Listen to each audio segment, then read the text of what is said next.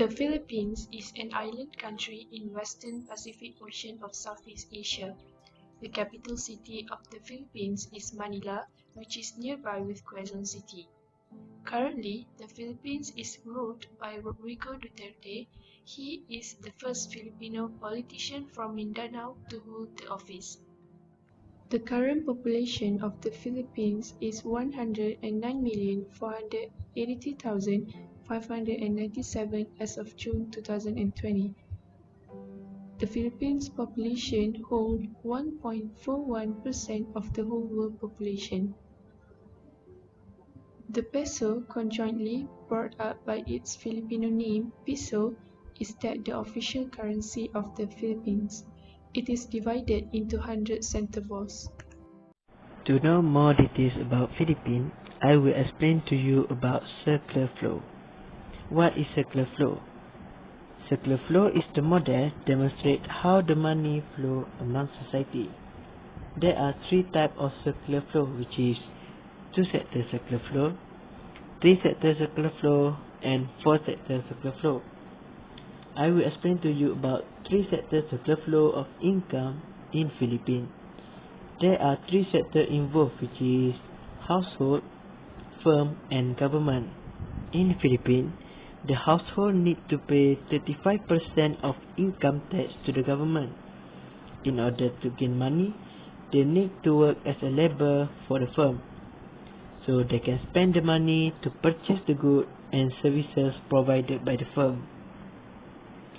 As for the firm, they need to pay 12% of sales tax to the government. So what's the product? The firm produces agricultural products such as sugarcane, coconut, rice, corn, and bananas. They also need to pay for the factor of production provided by the household. As for government, for the leakage, they gain the income from the tax paid by the household and the firm. As an injection, they need to spend the money to the circular flow to increase economic activity. For example, in 2020, Philippines government announced in about $528 million to fund and assist various sectors in mitigating the impact of COVID-19. National income is the value of goods and services produced by a country within the financial year. Thus, it is a net result of all economic activities during a period of 1 year, and it is valued in terms of money. There are three approaches in order to calculate the national income, and it depends on the country which approach the country used. As for the Philippines, the country has used two approaches in order to calculate the national income. The approaches are expenditure approach and product approach, and these approaches has been used within the year 2013 to 2017. In the year 2019, Philippines' national income is 21.245 million peso, which means in Malaysia the amount would be 1.832 million. The amount of national income of Philippines in the year 2019 has been counted using the expenditure approach. Each approach has their own items. For example, under expenditure approach, there are household consumption expenditure, government consumption expenditure, net import, also changes in inventories. The next approach is product approach, whereby all economic results that came from any nature sector, service sector such as tourism, business, and the construction and manufacturing process. All these sectors will be counted under product approach in order to find the national income. The third approach is income approach. Under this approach, all incomes that came from employment, self-employment, rent, dividend, interest, and company's profit will be included in calculating the national income. Now I will explain about concept in national income. There are several things about concept in national income. First, gross domestic product, or known as GDP. GDP is the total money value of all final goods and services that produced within a country in a given time period. It means GDP excludes goods and services produced by Philippine citizens that working overseas. However, GDP can be compared between years and countries.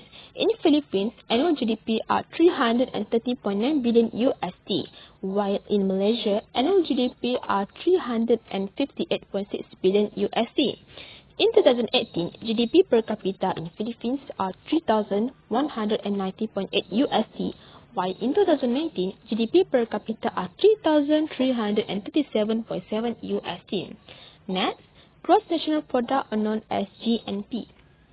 GNP is the total market value of all final goods and services produced by the residents of a country during a given period of time. It means that the income earned by foreign workers that working in Philippines are excluded in GNP. The annual GNP for Philippines are 415.75 billion USD. Market price. Market price is the current price in the market to forces demand and supply.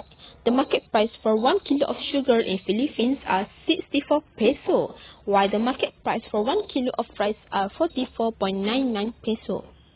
Next, factor cost. Factor cost is the real price earned by producers or sellers after deducting indirect tax and adding the subsidies. So it means that GDP at market price plus subsidies and minus indirect tax in order to get GDP at factor cost.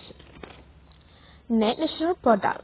Net national product is the total money value of the net output of final goods and services that produced by the nation during a year. It is after deducting capital consumption, or known as depreciation. Lastly, personal income. Personal income is the income that is actually received by an individuals or households in a nation during a year. Average income in Philippines are 11,959.56 USD per year, while disposable income are the income after deducting tax. Income per capita is referred to the average income per head of population. The formula that we can use to calculate income per capita is national income divided by population. The annual income per capita in Philippines are $10,740.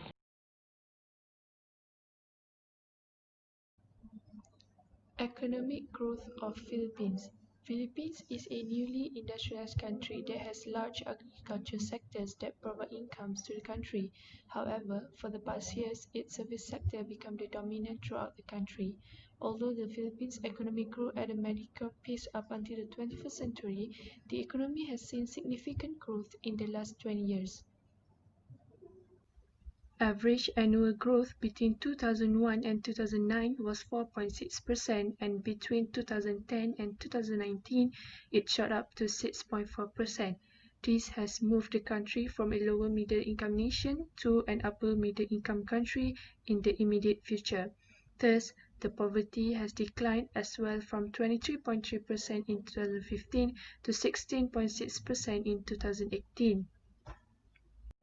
GDP composition of Philippines consists of agriculture, industrial, and service sectors. Back in 1980s, agriculture activities only accounted one-fourth to nation's GDP because of its lower productivity and slow growth in Philippines. Nowadays, the government is investing heavily on this sector. The government is backing the Department of Agriculture's program in an attempt to improve food security, rural income, and infrastructure. Some initiatives by the DA programs are farm mechanization, national organic agriculture, and post-harvest development. These initiatives in a bid to improve post-harvest losses while making product less expensive as well as stabilizing labor costs. The agriculture sector includes forestry, fishing, the cultivation of crops, and livestock production.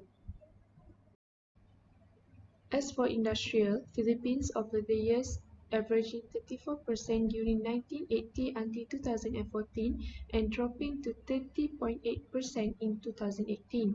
This sector employs 18.39% of the country workforce.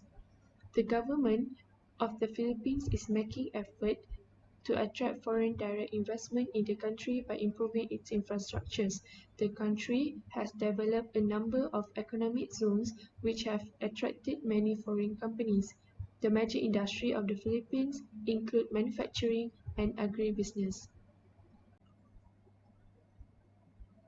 The service sector of the Philippines overtook the industrial sectors in terms of contribution to the GDP starting from early 1980s until today. The service sectors now employs 56.7% of the country's workforce, which is more than the agriculture and industrial sectors combined.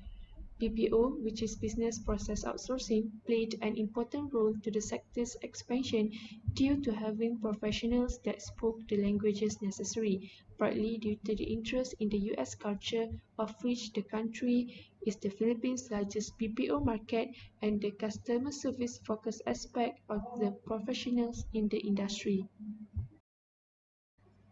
For any economy to surge ahead, a balanced and harmonious growth of agriculture, industrial, and service sectors is essential.